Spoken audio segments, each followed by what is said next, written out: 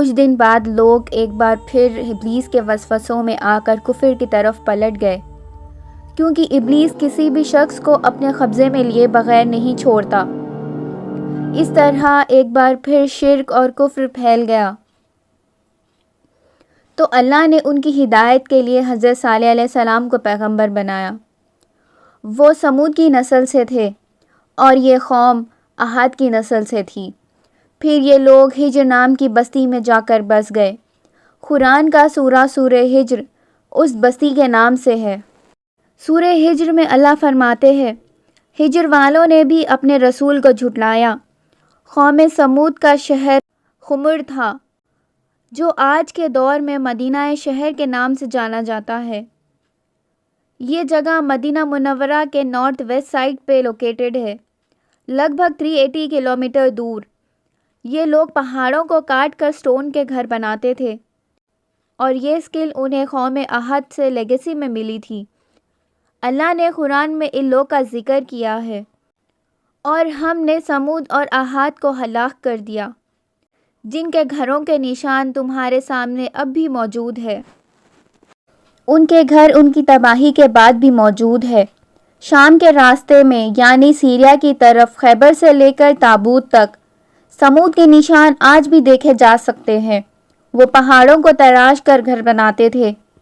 اللہ نے قرآن میں فرمایا، یاد کرو جب اللہ نے تمہیں عہد کے بعد زمین پر بسایا۔ تم نرم زمین پر بھی محل بناتے ہو، پہاڑوں کو تراش کر ان میں گھر بناتے ہو۔ اللہ کی نعمتوں کو یاد کرو اور زمین میں فساد مت پھیلاؤ۔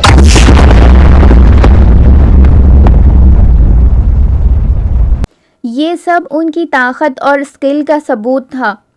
پہاڑوں کو تراشنا ان کی عادت بن چکی تھی، اور یہ ہنر انہیں قوم عاد سے وراثت میں ملی تھی۔ جس طرح اللہ نے قوم عاد کو نعمت دی تھی، اللہ نے قوم سمود کو ان سے بھی زیادہ دی تھی۔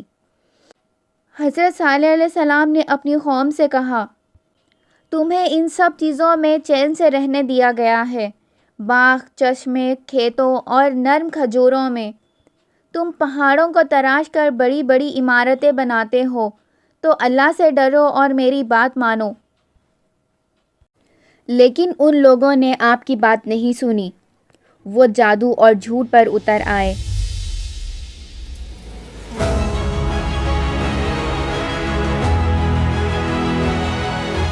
انہوں نے صالح علیہ السلام سے کہا، پہلے ہم تم سے کافی امیدیں رکھتے تھے، لیکن تمہاری باتوں نے سب ختم کر دیا۔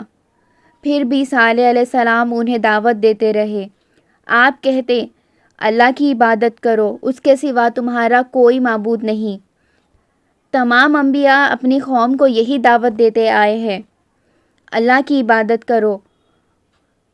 اس نے تمہیں زمین سے پیدا کیا، اسی نے تمہیں زمین میں بسایا، اسی سے معافی مانگو، میرا رب قریب ہے اور دعائیں سنتا ہے۔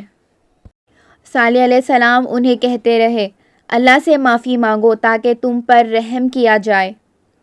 میری نصیحت مانو، ظالموں کے راستے پر مت چلو۔ وہ زمین میں فساد پھیلاتے ہیں اور اصلاح نہیں کرتے۔ لیکن ان لوگوں نے کہا، کیا ہم اپنے جیسے ایک آدمی کے تابعدار بن جائیں؟ کیا بس اسی پر اللہ کی باتیں نازل ہوتی ہے؟ یہ جھوٹ ہے۔ انہوں نے صالح علیہ السلام کو جھوٹا اور جادوگر تک کہہ دیا۔ پھر ان کافروں نے آپ کے فالوورز کا مذاق اڑایا۔ کیا تم صالح پر ایمان لائے ہو؟ آپ دن رات انہیں اللہ کی طرف بلاتے رہے، لیکن انہوں نے کہا، تم نے اور تمہارے ساتھیوں نے ہمارے اندر منوسیت پھیلا دی ہے۔ صالح علیہ السلام نے جواب دیا، تم پر منوسیت اللہ کی طرف سے ہے، تم فتنہ پسند لوگ ہو۔ پھر انہوں نے آپ سے مکمل دشمنی شروع کر دی، کہنے لگے، تم ہماری مجلس میں نہ آیا کرو۔ پھر صالح علیہ السلام نے انہیں اللہ کے عذاب سے ڈرایا۔ آپ نے فرمایا، سوچو اگر میں اللہ کی طرف سے ہوں اور مجھے اس کی رحمت ملی ہو، اور پھر بھی میں تمہاری بات مانوں تو کون میری مدد کرے گا؟ تم میرا ہی نقصان کر رہے ہو۔ ان لوگوں نے کہا، اگر تم سچے ہو تو کوئی معجزہ لاؤ، لیکن وہ معجزہ ہماری مرضی کا ہو۔ انہوں نے کہا پتھر کی چٹان سے ایک 10 مہینے کی لال رنگ والی دودھ دینے والی اونٹنی نکال لائے۔ پھر انہوں نے مزے لے کر مذاق بنایا، اونٹنی موٹی ہو، لمبی ہو، پہلی بار ایسی دیکھی ہو۔ صالح علیہ السلام نے کہا اگر تمہاری مانگی ہوئی اونٹنی آ گئی تو کیا تم ایمان لاؤ گے؟ سب نے کہا ہاں ضرور لائیں گے۔ صالح علیہ السلام نے اللہ سے دعا کی، زمین ہلی، پتھر پھٹا اور اونٹنی نکل آئی، بالکل ویسے جیسے انہوں نے مانگی تھی۔ لوگ حیران رہ گئے۔ قرآن میں آتا ہے، اے میری قوم، یہ اللہ کی اونٹنی ہے، اسے اللہ کی زمین میں آرام سے رہنے دو، کوئی تکلیف نہ دینا ورنہ عذاب تمہیں لے آئے گا۔ اس اونٹنی کو ناقۃ اللہ کہا گیا، اللہ کی اونٹنی۔ پھر صالح علیہ السلام نے فرمایا ایک دن یہ اونٹنی پانی پیے گی، دوسرے دن تم لوگ، کسی نے اسے تکلیف دی تو عذاب آئے گا۔ قرآن میں آتا ہے ہم نے اونٹنی کو ان کی آزمائش کے لیے بھیجا۔ لوگ 2 گروپس میں بٹ گئے، بہت کم لوگ ایمان لائے، زیادہ تر لوگ کافر ہی رہے۔ وہ اونٹنی سب کچھ ٹھیک سے کرتی تھی، جب وہ پانی پیتی تو پورے کنویں کا پانی پی جاتی، اس کا دودھ سب کے لیے کافی ہوتا۔ اس نے ایک بچہ بھی دیا جو اسی جیسا تھا۔